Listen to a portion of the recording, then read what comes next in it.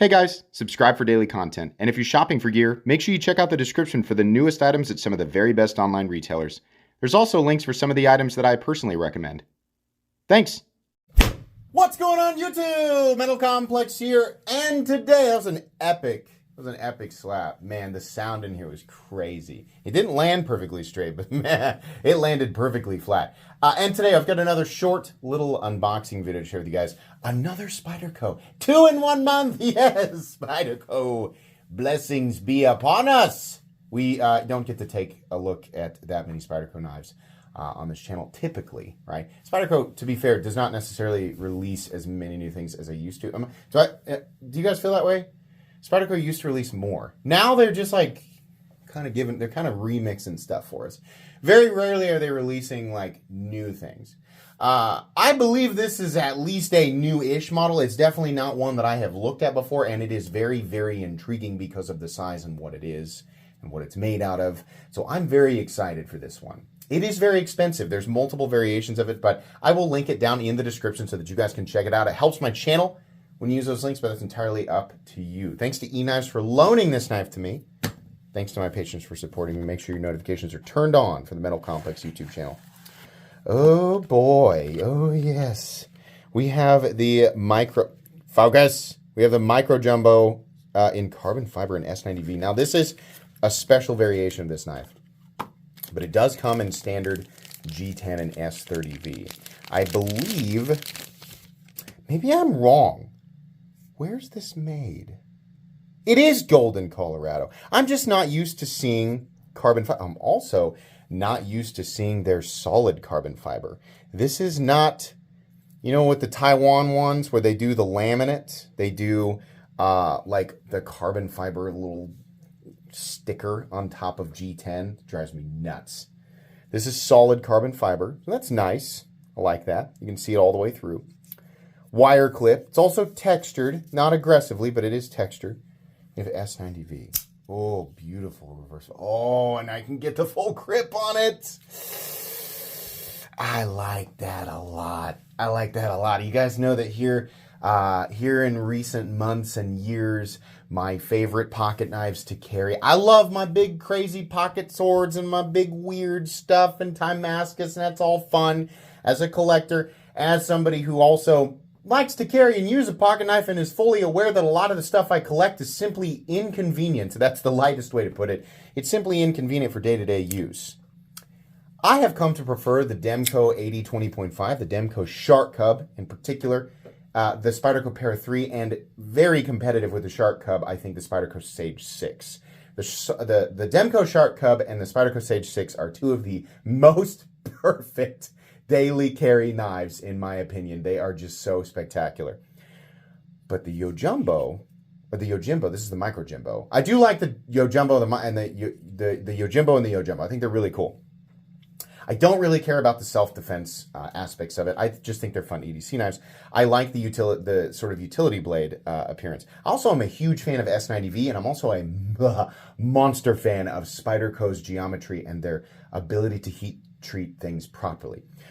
Given that this is a smaller, lighter, more compact knife made in the USA that utilizes a compression lock, runs on phosphor bronze washers, has that utility blade and Spyderco's famous geometry and heat treatment, this is a the culmination here is pretty spectacular. I'm really excited to actually carry and use this. What I love the most, I was worried that I wouldn't be able to get a full grip. Not that I feel like I'm going to need to use this knife in full grip. I just want to know that I can, and it's reasonably comfortable.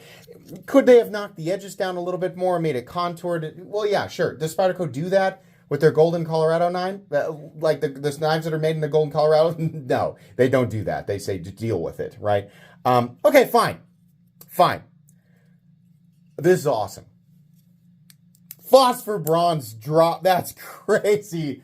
That's crazy. I actually have to check this and make sure that it's actually phosphor bronze. Look at that.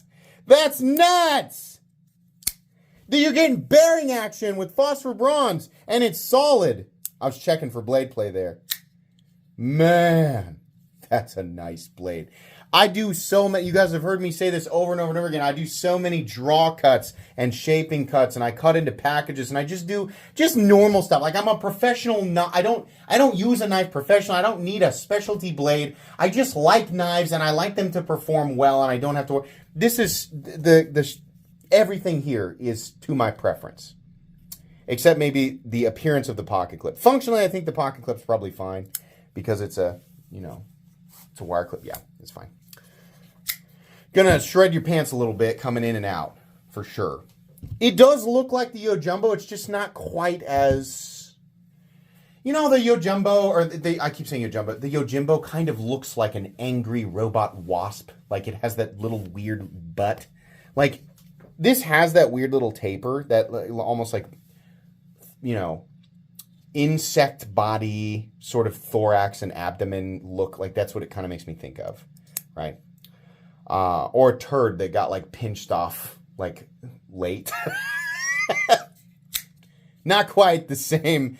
Not quite the same thing there. I think this looks a little better. Nice satin finish. The standard one is probably S30V in satin or S30V and stone washed.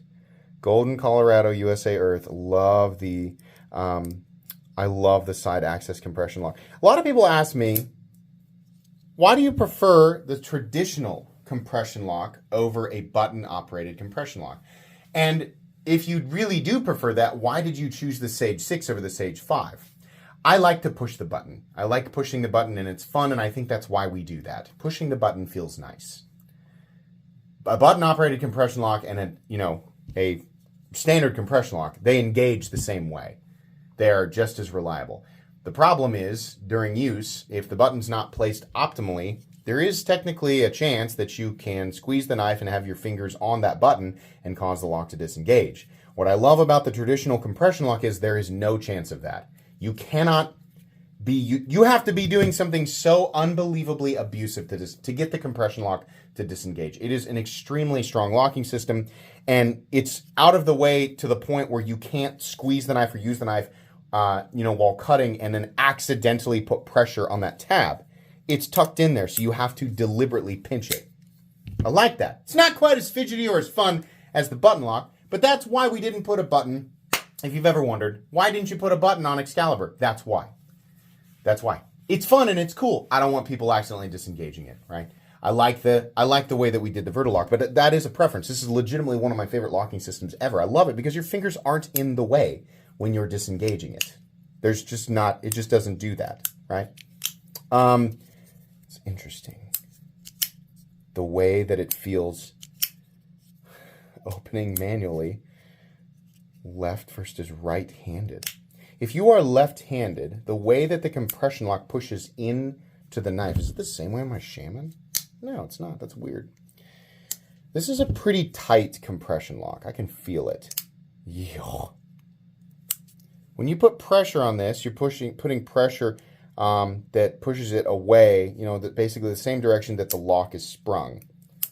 So wheeling it out as a right-handed person is very easy.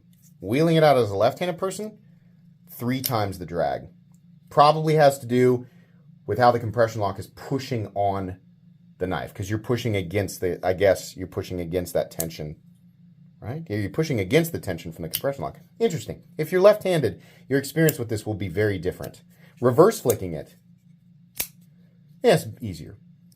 But flicking this out, left-handed, If you're left-handed, I'm just going to point that out. We have ambidextrous, mounting positions with the pocket clip, but you're working against the compression lock on a little tiny, on a much smaller knife where the tension is much more prominent. Left-handed operation of something like the Shaman, probably the reason that I don't feel it as much is because the tension is just substantially different, maybe just from being longer. But like you can see here, like I can manipulate, well, not as good. Still not as good. Maybe there is more there than I thought, but wheeling it out is not a problem. But and obviously it just has to do with hand dominance there, but it bothers me that I can't flick this out. There we go, a little bit. Maybe a little more tension. Interesting. Okay. I do like this a lot. I can't wait to experience this. Very cool. Just an unboxing and first impressions today. I'll have links down in the description for this guy and all of its different variations at eKnives. Please make sure to follow me on Instagram at metal_complex. If you enjoyed this video, leave a like. If you'd like to check out my other content, I do, of course, have lots of videos of knives that are either expensive or inexpensive that I do or don't like, so check those out. And if you enjoy all my content, go ahead and click on the Metal Complex logo right there and subscribe because there's definitely more coming. Thanks again for watching, everybody, and have a great day.